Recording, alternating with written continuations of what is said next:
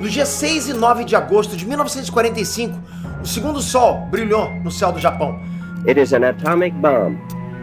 It is a harnessing of the basic power of the universe.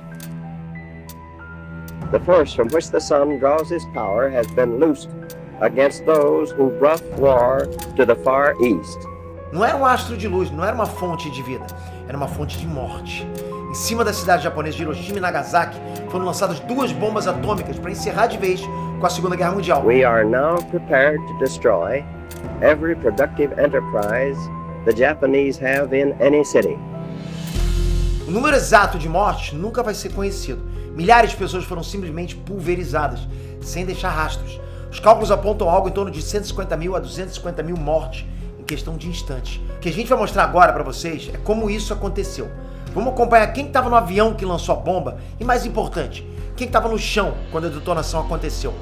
Foi o maior e único ataque nuclear da história. Hoje o horror é o protagonista da nossa história. Olá pessoal, Peter aqui. Se você acompanhou o filme Oppenheimer, você pode ter estranhado um detalhe, né? Em nenhum momento a gente vê a consequência real do que os cientistas produziram. O próprio Oppenheimer ele tem visões sombrias, mas o filme não mostra o resultado concreto da criação da arma nuclear. O filme não mostra os bombardeios de Hiroshima e Nagasaki. Foi direção criativa do diretor Christopher Nolan ou foi vergonha? Agora, 80 anos depois desse ataque, a gente continua com medo. É o medo de que tudo aquilo se repita.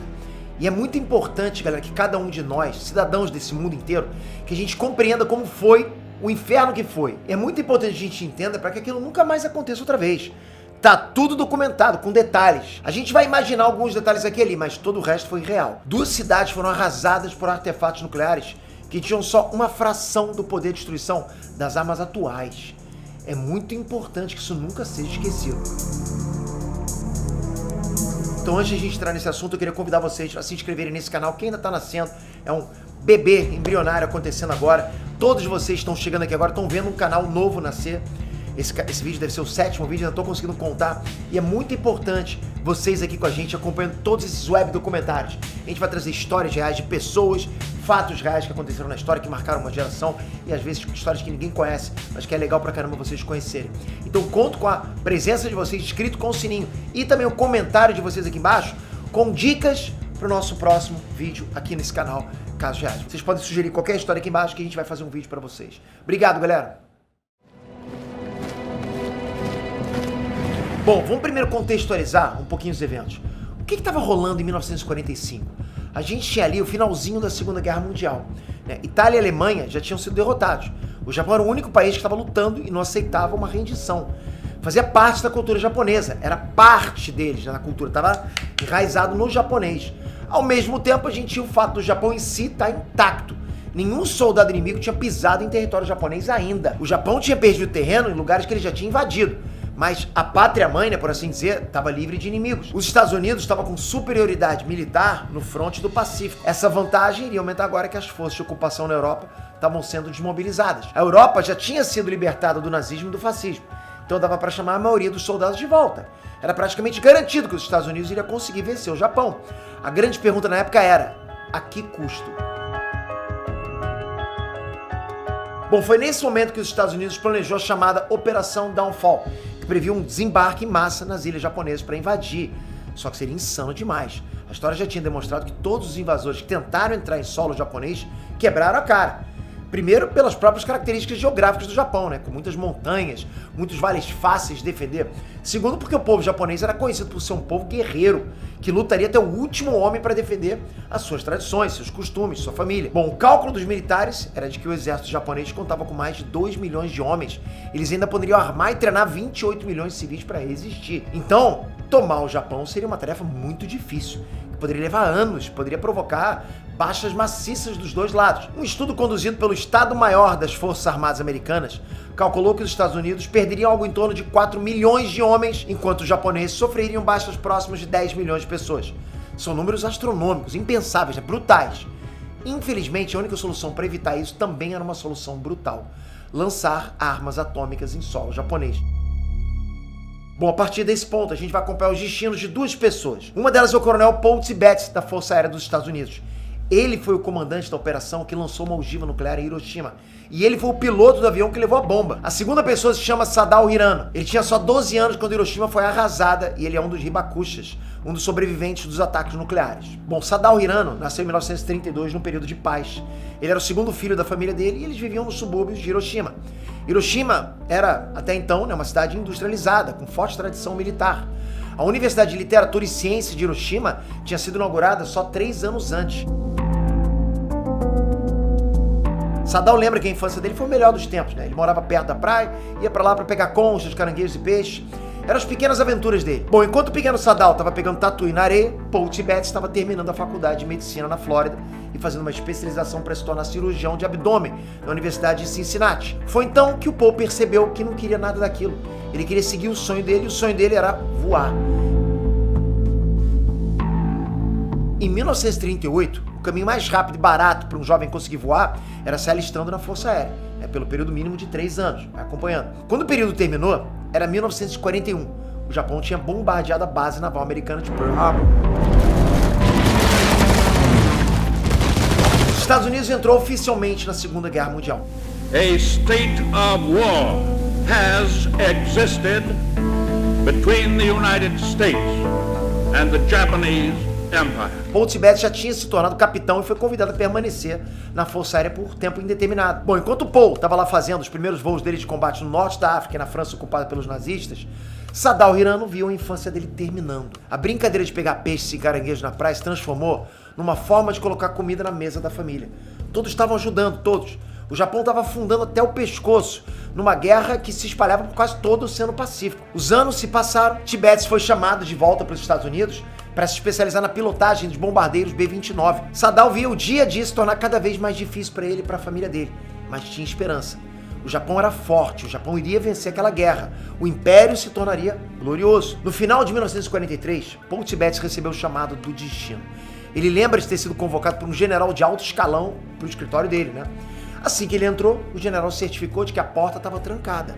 O general sentou na mesa dele, olhou para os lados, meio que para ter certeza, de que só estavam eles dois ali na sala, Foi então que o general falou com toda a calma do mundo que o Paul Tibbets poderia ser considerado um dos guardiões da bomba atômica agora. Naquele momento, naquele lugar, o Paul Tibbets não fazia a menor ideia do que o oficial superior dele estava falando, Tipo, como assim? Ele não entendeu o momento histórico, o que estava acontecendo ali. Ele lembra até hoje que ele sabia o que era um átomo, mas ele não tinha qualquer noção do que seria uma bomba atômica. Naquele instante, ele só conseguiu pensar numa coisa: encerrar a reunião e enfilar um rango na cantina. Ele queria acabar com aquilo logo, estava achando chato. E é importante lembrar que naquele dia, naquela reunião, a bomba atômica ainda não existia. O famoso teste do Oppenheimer não tinha sido realizado. Os cientistas estavam pesquisando, mas ainda faltavam quase 2 anos para a arma estar pronta. E quase 2 anos antes, as Forças Armadas já tinham escolhido aquele que iria assumir esse compromisso: Paul Tibbets. Não tinha mais volta. Daquele ponto em diante, a vida do Paul Tibbets nunca mais foi a mesma. Ele foi obrigado a mentir para todos os amigos dele, para todos os familiares a respeito do que ele sabia. Ele lembra que a pergunta que ele mais ouvia daqueles dias lá era uma pergunta completamente normal. E aí, o que você anda fazendo? Era um cumprimento natural, Tipo, quase como as pessoas falassem isso naturalmente para ele. E ele tinha que inventar alguma história. E depois ele tinha que lembrar da história que ele tinha inventado. Porque ninguém podia suspeitar que ele tinha sido selecionado por uma operação extremamente secreta. Então, o que ele falava para uma pessoa, ele tinha que ficar repetindo para as outras, Porque vai que alguém bate essa história. Bom, pro Paul foi quase um ano inteiro de expectativa, sem saber do que se tratava direito, sem saber o impacto do que ele ainda iria fazer. Foi em dezembro de 1944 que ele e outros aviadores foram finalmente mobilizados para o chamado Esquadrão 509. A missão deles: planejar métodos para lançar armas nucleares sobre a Alemanha e o Japão. Bom, em 1945, o jovem Sadao Hirano estava matriculado na escola. Estudou muito pouco. O governo japonês estava numa espiral de derrota. Tinha escassez de mão de obra, Os estudantes de todas as escolas estavam sendo recrutados para trabalhar. Sadao fez de tudo um pouco. Junto com os colegas de turma dele, ele ajudou nas plantações, ele ajudou na demolição de casas para proteger a cidade, Enfim, a estratégia japonesa era demolir filas de casas e prédios para reduzir a propagação de incêndio em caso de bombardeio. E o Sadao estava lá com os amigos dele, com marretas, com picaretas, com machados, colocando abaixo casas que um dia já tinham sido dos vizinhos dele. Tudo pra quê? Pra ajudar a enfrentar o bombardeio do inimigo. Saddam acreditava que aquilo evitaria o pior em Hiroshima. Todo mundo achava que aquilo evitaria o pior em Hiroshima. A verdade é essa, né? Os bombardeios americanos eram realmente frequentes, estavam acontecendo direto. Então eles estavam se preparando para mais um bombardeio, digamos, comum, né? Todos imaginavam que o inimigo estava preparando terreno para uma invasão por terra. Hiroshima estava protegido por canhões antiaéreos, ok? Mas os novos bombardeiros americanos estavam preparados para operar em altitudes muito altas. Ironicamente, Hiroshima também estava recebendo menos ataques do que outras cidades japonesas. É claro que aquilo levantou dúvidas.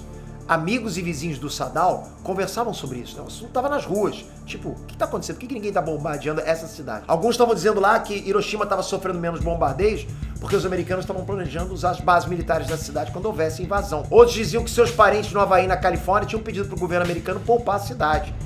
Ou seja, era rumor. Ainda assim, a vida do Saddam era de medo constante. E de todo mundo. Vai ficar com medo o tempo todo, né? Quem estava ali naquele lugar tem que sentir medo o tempo todo. Imagina, você está tendo que derrubar casas para poder se preparar para bombardeio que você não sabe quando vai vir. Bastaria uma única bomba atômica para destruir a vida dele ou a vida da família inteira dele. Em 26 de julho de 1945, tudo já estava alinhado. A bomba atômica já tinha sido testada em segredo 10 dias antes.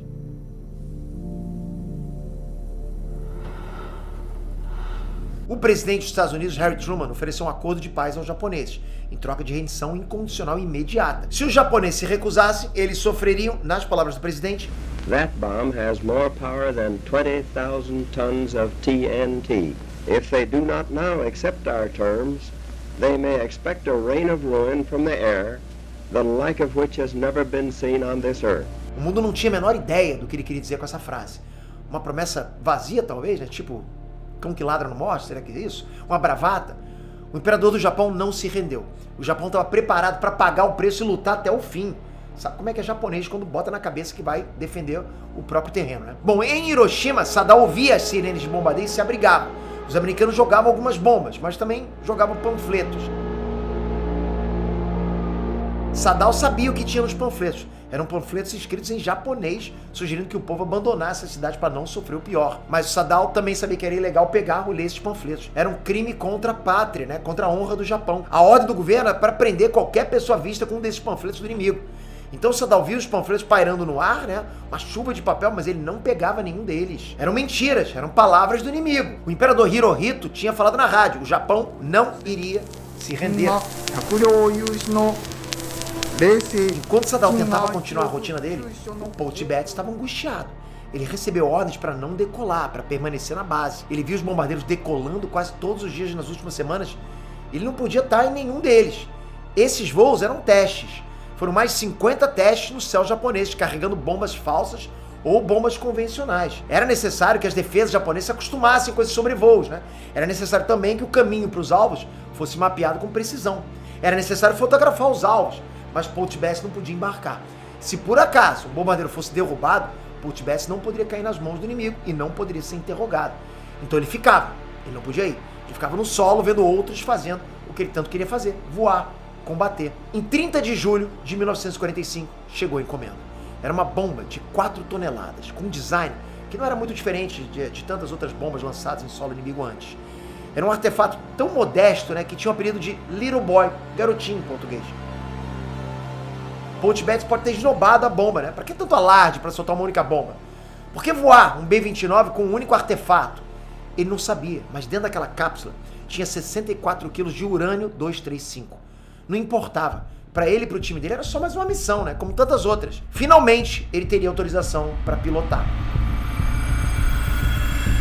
Bom, junto com a bomba Little Boy, que eles trouxeram, vieram também o comandante físico Francis Birch e o físico Harold Agnew, né? E surgiu um impasse. O Agnew classificou a bomba como extremamente insegura para decolar. Um acidente qualquer na decolagem, a bomba detonaria ali mesmo. Segundo o Agnew, não tinha condições da bomba decolar armada. Ela precisava ser neutralizada de alguma forma. Por outro lado, a equipe a bordo teria condições de armar a bomba durante o voo? Foi o próprio Birch que resolveu o dilema. Ele removeu uma peça da bomba. Uma peça que deveria ser recolocada antes do lançamento. A arma mais perigosa já inventada até aquele momento estava pronta para ser transportada. Na madrugada do dia 6 de agosto, chegou a hora. A previsão do tempo era céu limpo, ventos leves, um céu, né, de brigadeiro. O coronel Paul Tibbets estava perfeitamente desperto e pronto para o serviço. Ele se encaminhou para o bombardeiro dele, um B-29, que era batizado de Enola Gay. Era o mesmo nome da mãe do Paul Tibbets, a senhora Enola Gay Tibbets. Então era um pedaço do amor de mãe numa terra distante. Talvez Paul tenha dado até um sorriso ao se aproximar do avião. Talvez ele tenha se lembrado da torta da maçã que a mãe dele fazia, né? Do abraço carinhoso da infância, do susto que a mãe levou quando o filho largou a medicina para se alistar na Força Aérea. Bom, agora a senhora Enola Gay estava ali, com ele, em espírito. Faltando 15 minutos para as 3 da manhã, o Enola Gay decolou da base naval de Tinian, nas Ilhas Marianas, no meio do oceano. Lado a lado com ele, decolaram mais 2 bombardeiros B-29 para observação e suporte. A esquadrilha também contava com mais 4 aeronaves para reconhecimento e análise dos efeitos da explosão. Só o Enola Gay tinha carga explosiva, e essa carga explosiva era composta por uma única bomba. Foram 6 horas de viagem sem nenhum incidente. Sadao Hirano dormia quando o Enola Gay decolou. Quando o rapaz finalmente acordou para ir para a escola, para começar os trabalhos do dia, a bomba foi engatilhada em pleno voo. Ele vestiu o uniforme, tomou o café da manhã dele, se despediu dos pais e saiu. Nesse momento, o avião Straight Flush sobrevoou Hiroshima e reportou: tudo tranquilo.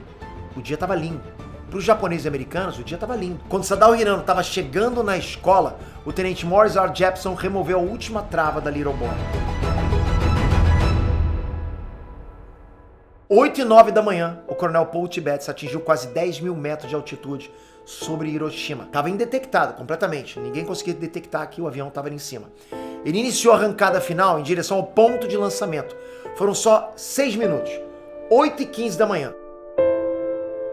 Little Boy foi lançada para fora do avião e levou 44 segundos para atingir o ponto de detonação. Foram os últimos 44 segundos de vida para dezenas de milhares de pessoas. Imediatamente, o Enola Gay fez a curva para voltar e se afastar ao máximo da explosão. 8h15 da manhã, todos os alunos da escola do Sadao Hirano estavam reunidos no pátio para receberem as instruções do dia. Normal, todas as crianças. Às 9 horas da manhã, eles deveriam estar no centro da cidade para começar mais um trabalho de demolição. Foi quando todos viram um flash alaranjado, muito mais forte do que a luz do sol. Não tinha sombra no pátio, todos foram atingidos em cheio pelo clarão. Só 3 pessoas a bordo do Enola Gay sabiam o que estava acontecendo. Para o resto da tripulação, era um bombardeio normal. Não fez diferença. Tanto quem sabia quanto quem não sabia ficou em choque. Eles receberam instruções para usar óculos de proteção. Mesmo assim, o clarão que veio pelas janelas era arrebatador. Paul Tibbets lembra de alguém lá dentro dizendo: "Oh my God, oh meu Deus." Ele mesmo se lembra como algo aterrorizante, impossível de se acreditar. Todas as câmeras das outras aeronaves que deveriam registrar o momento simplesmente queimaram. Só uma filmagem se salvou naquele dia, uma filmagem feita de dentro de um dos aviões, com uma câmera que tinha sido contrabandeada por um tripulante. Só 1,4% do material radioativo da Little Boy realmente detonou. Menos de 2% do que ele poderia fazer. Olha isso. Esses 1,4% causaram uma explosão equivalente a 15 mil toneladas de dinamite. Era 4 vezes o poder explosivo do maior bombardeio já registrado na Segunda Guerra Mundial. Era o poder nuclear. Era a primeira bomba atômica detonada num ato de guerra da história. Ela gerou temperaturas de 4.000 graus Celsius, num raio de quase 5 quilômetros. A explosão foi sentida por mais de 60 quilômetros de distância. O calor emitido queimou instantaneamente todas as crianças no pátio da escola do Sadao Hirano. Mas a queimadura não foi a primeira coisa que ele sentiu. A primeira coisa que ele sentiu foi um impacto. A onda de choque espalhou todo mundo em todas as direções. Sadao desmaiou. Quando ele se levantou, a sede veio. Uma sede profunda. O ar estava seco e era muito difícil respirar. O ar estava cheio de partículas, cinzas. Então ele ouviu os gritos. Crianças chorando, crianças chamando pela mãe, crianças gritando de dor. Quando Sadao conseguiu olhar em volta direito, ele viu que todos estavam queimados. As roupas tinham sido rasgadas pela onda de choque. A pele estava exposta. Em muitos deles, a pele estava caindo, como tira de roupa. A dor apareceu de forma intensa. Bom, a bordo do avião, Enola Gay começou o longo voo de volta para Tinian. A tripulação abriu e dividiu o sanduíche de presunto que tinham trazido para a viagem. Sadao Hirano não fazia ideia do que estava por vir. Ele e mais 2 amigos resolveram fugir para uma colina próxima. O que eles viram no caminho foi um pesadelo interminável. 2/3 de todos os edifícios da cidade de Hiroshima foram reduzidos a ruínas. Era muito difícil reconhecer ruas e avenidas sem os prédios. Tudo era igual na devastação. pessoas gritavam presas entre os escombros ou por causa das queimaduras de corpo inteiro. Ao mesmo tempo, a cidade ardia. Todos os pequenos focos de incêndio se juntaram para formar uma única tempestade de fogo que se alastrava. Então aqueles meses e meses, né, de trabalho para criar linhas de contenção não serviram para nada diante de tanto calor. Pessoas que estavam soterradas foram engolidas pelas chamas. Multidões pularam nos rios para tentar escapar das temperaturas altíssimas. Muitas se afogaram. Os incêndios levaram 3 dias para se apagarem. Saddam e os amigos chegaram no abrigo antibombas que já estava lotado de pessoas. Entre 50 mil e 100 mil pessoas morreram no dia da explosão, nas primeiras horas. Dezenas de milhares morreriam, né, nos dias, semanas ou até meses seguintes, vítimas dos ferimentos ou vítimas do envenenamento radioativo. O coronel Paul Tibbets posou o Enola Gay de volta na base dele e ficou espantado. Centenas de pessoas estavam esperando na pista, comemorando. Tinha generais que ele nunca tinha visto antes, oficiais de altíssima patente, todos celebrando. No momento em que Paul Tibbets colocou os pés na escada de descida do avião, ele já recebeu uma medalha de honra no peito. Missão cumprida. Um marco histórico. Saddam e os amigos dele ficaram um tempo do lado de fora do abrigo. Ele lembra até hoje de ver um homem com mastro de madeira fincado na barriga. Soldados tentaram remover o mastro de madeira e não conseguiram. Depois de um tempo, né, Saddam e seus amigos começaram, né, o longo caminho de volta para suas casas. Se é que essas casas ainda existiam. Eles não tinham forças. A pele dos braços estava pendurada. A única forma possível de andar era de cabeça baixa, com os braços esticados para frente. Ele mesmo descreve a cena.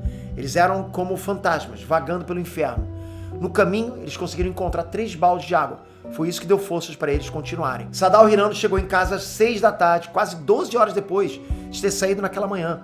Os pais dele estavam bem. Saddam morava no subúrbio. Foi a mãe dele que reparou que ele tinha os dedos das mãos fechados, né? Como se estivesse segurando alguma coisa. Ele abriu os dedos um por um, com esforço. O que ele estava segurando era um amontoado de pele, a pele dele. Um amontoado de pele que ainda estava conectado com o braço dele. A mãe teve que usar uma tesoura para cortar o que faltava. A mãe limpou as feridas com álcool de saquê, deu uma dose para o Saddam e ele apagou. Saddam Hirano ficou na cama por 20 dias seguidos, em dor. Enquanto Saddam Hirano dormia, o Enola Gay decolou mais uma vez. Dessa vez, Paul Tibbets não era o piloto e o Enola Gay não estava carregando uma bomba nuclear. O Enola Gay fez parte da esquadrilha de outro avião para outra cidade, levando outra bomba. A cidade era Nagasaki. Em 9 de agosto, 3 dias depois de Hiroshima, os Estados Unidos lançou a segunda e última bomba nuclear contra um alvo militar. Mais 70 mil pessoas foram mortas em Nagasaki.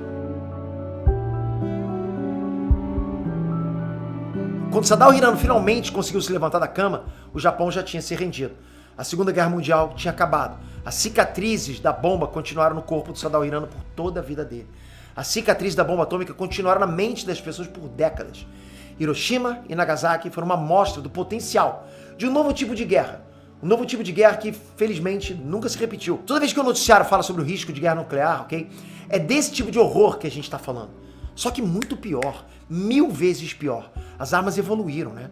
O potencial destrutivo aumentou exponencialmente. Um novo ataque nuclear, onde quer que seja, dificilmente vai deixar sobreviventes, né? Não tem como. Cada história é uma história diferente. E essa foi uma história que jamais deve se repetir, pro bem de todos nós.